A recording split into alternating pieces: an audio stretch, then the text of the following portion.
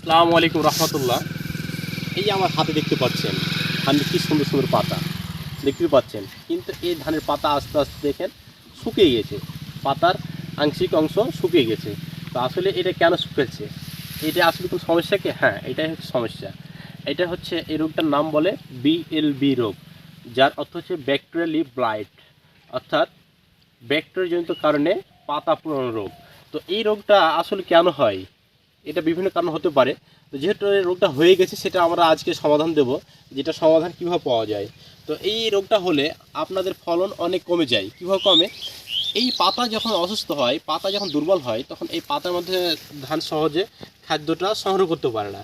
আর খাদ্যটা সংগ্রহ না করতে পারার কারণে আস্তে আস্তে দেখবেন ওই ধানের চিটা পাতান হয়ে যাবে, অতিরিক্ত আকারে চিটা পাতান। যখন চিটা পাতান হবে, তখন আপনার ধানের ফলন অনেক কমে যাবে। অর্থাৎ এই চিটা পাতান রোগতে এবং এই বিএলবি রোগের হাত থেকে সমাধান পেতে টেন্স এগ্রো লিমিটেডের একটি সময় উপযোগী পণ্য টেন্সকোর।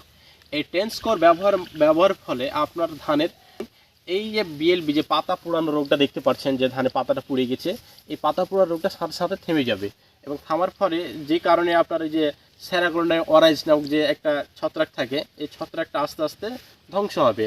এই ধ্বংস হওয়ার ফলে আপনার ওই ধানের চিটা পাতান হবে না, এবং ধানের গুণগত মানটা সর্বোচ্চ ভালো হবে এবং অধিক ফলনশীল ধান আশা করতে পারবেন। তো আসলে এই টেন্সকোর এটা শুধু বিএলবিরও কাজ করে না, পাশাপাশি ধানের যদি ব্লাস্ট জন্তু সংগ্রহ থাকে, ব্লাস্ট, পচা, বিভিন্ন ধরনের ছত্রাক জন্তু যদি সমস্যা থাকে, সেটারও কাজ করবে।